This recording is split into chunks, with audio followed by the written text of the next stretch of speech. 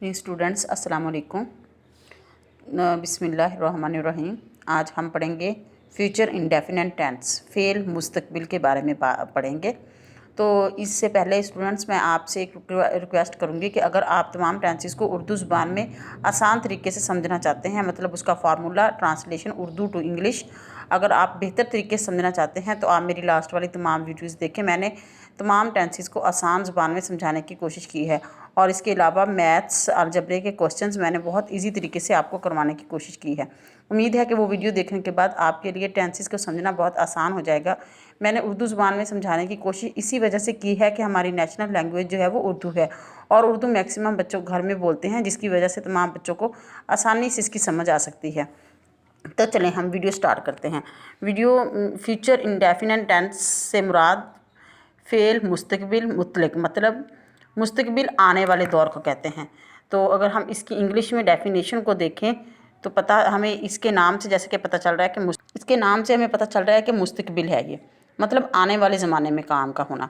तो इंग्लिश में अगर इसकी डेफिनेशन देखें, future indefinite tense is used to express an action which has not happened yet and will take place in future, मतलब ऐसे किसी काम का ज़ाहिर होना। फ्यूचर इंडेफिनिट से मुराद किसी का ऐसे वर्ग के काम के लिए इस्तेमाल होता है जो कि अभी तक तो ना हुआ हो लेकिन आने वाले किसी भी वक्त में होने का उसका इम्कान हो, आने वाले वक्त में उसका होना ज़ाहिर हो। तो उर्दू में अगर इसकी तारीफ देखें तो फ़ेल मुस्तकबिल में किसी काम का करना, होना या सहना आने वाले वक्त में ज़ाहिर करता है। जी, उर्दू फ़िक्रे की अगर हम इसकी पहचान उर्दू में हमें पहचान कैसे होगी कि ये जो है ये फ़िक्रा जो ये जुमला है ये फ़ेल मुस्तकबिल का है। तो उर्दू में इसकी पहचान ये कि इसके आखिर में गा गी गे वगैरह आता है। जैसे मिसाल के तौर पर मुसाफिर बस में बैठेंगे, हम स्कूल का काम करेंगे, ठीक है, वो दुश्मन को माफ़ कर देंगे। तो अगर हम इसके फार्मूले की तरफ चलें तो फार्मूला इसका क्या है, सब्जेक्ट प्लस वर्ब से पहले विल या शैल का इस्तेमाल प्लस वर्ब की फर्स्ट फॉर्म प्लस ऑब्जेक्ट। तो यहाँ पर सिर्फ बच्चों को कन्फ्यूजन यही होती है। फार्मूला तो आपको बुक्स में भी लिखा हुआ मिल जाता है, आपको बहुत सारी जगहों पर वैसे भी सुनने को मिलता है, फार्मूला टीचर पढ़ा रही है। तो बच्चे यहाँ पर कन्फ्यूजन का शिकार यही होते हैं कि सब्जेक्ट क्या है, वर्ब क्या है एंड ऑब्जेक्ट क्या है। तो विल और जो ये शेल हैं ये इसके हेल्पिंग वर्ब हैं, ठीक है। हर टेंस में अपना हेल्पिंग वर्ब होता है, तो इसका हेल्पिंग वर्ब जो है वो शेल और विल है। मतलब आप यही समझ लें कि जो इसमें निशानी है गा गी गे वगैरह की, उसके लिए शेल या विल इस्तेमाल होता है, सॉरी। तो आपको ये बताऊं जो शेल का इस्तेमाल है कि आजकल बहुत लिमिटेड है, मतलब आप समझें कि ना होने के बराबर है। अदरवाइज़ आई और वी के साथ शेल इस्तेमाल होता है और विल इसके अलावा बाकी तमाम सब्जेक्ट्स के साथ विल इस्तेमाल होता है। याद रखिए जब भी सब्जेक्ट हमारे पास आई और वी होगा, क्या होगा, आई और वी होगा तो हम क्या इस्तेमाल करेंगे, शैल।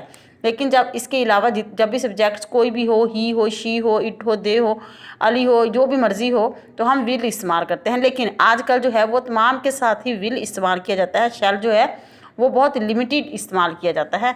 तो अब यहाँ पर आप जो हम बात कर रहे थे सब्जेक्ट की, अब वर्ब क्या है, ऑब्जेक्ट क्या है, तो हम इसी ऊपर वाले फ़िक्रे को अगर दे ऊपर वाले जुमले को लें, इसमें मैं आपको अलग अलग करके बताती हूँ कि सब्जेक्ट क्या है, इसमें ऑब्जेक्ट क्या है एंड वर्ब क्या है।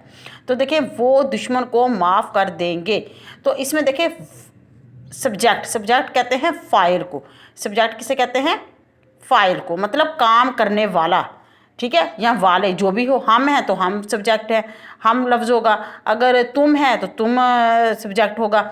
दुश्मन एनिमी कहते हैं ऑब्जेक्ट, मतलब ऑब्जेक्ट का मतलब है मफ़ऊल, जिस पर काम किया गया हो, मफ़ऊल जिस पर काम हो। इसके बाद वर्ब जो है वो उसे कहते हैं फ़ेल, ठीक है। अब हमें पता है फ़ेल का मानी है काम का करना, होना या सहना। तो इस पर यहाँ पर काम हुआ क्या है कि माफ़ किया गया है, ठीक है, तो ये वर्ब है। अब इस सेंटेंस में अगर हम देखें वो दुश्मन को माफ़ कर देंगे, वो दे, यहाँ पर हमें पता है देंगे, दे ये चीज़ जमा को जाहिर कर रही है। अगर वो दुश्मन को माफ़ कर देगा तो ये वो एक होता, लेकिन यहाँ पर ये वो दुश्मन को माफ़ कर देंगे तो ये जमा है दे यहाँ पर हमारे पास सब्जेक्ट है, काम करने वाला क्या है, दे। सब्जेक्ट उसे कहते हैं जो काम करने वाला हो। मतलब अगर यहाँ पर फिक्रा होता हम दुश्मन को माफ़ कर देंगे तो वी वो सब्जेक्ट होता। अब दुश्मन एनिमी मफूल ऑब्जेक्ट, और माफ़ कर देंगे जो है ये फॉरगिव, इसका मतलब है ये वर्ब है, ये काम हुआ है। अगर हम इसकी इंग्लिश ट्रांसलेशन अपने फार्मूले के मुताबिक देखें तो सबसे पहले सब्जेक्ट। अब जैसा कि हमें पहले ये पता चल गया है कि सब्जेक्ट है क्या, सब्जेक्ट हमने इस फिक्रे में से अपना सब्जेक्ट अलग कर लिया है। हमें पता है सब्जेक्ट दे है। इसके बाद जो है जी हम फार्मूले के मुताबिक अगर देखें तो हमारे पास जो दे है वो सब्जेक्ट है, हम सब्जेक्ट की जगह दे लगा देंगे। इसके बाद क्या है, विल और या शैल। आपको जैसे कि बताया गया कि शैल का तो इस्तेमाल होता ही नहीं आजकल इतना ज़्यादा, तो हम लगाएंगे विल, ठीक है। और इसके बाद वर्ब हमें पता है फॉरगिव, मतलब माफ़ कर देना जो है वो यहाँ पर वर्ब है फॉरगिव, और यहाँ पर वर्ब की फर्स्ट फॉर्म इस्तेमाल होगी, ये याद रखिएगा, फॉरगिव, ठीक है। इसके बाद ऑब्जेक्ट क्या है, द एनिमी दुश्मन। They will forgive the enemy, मतलब वर्ब से पहले विल का इस्तेमाल होगा।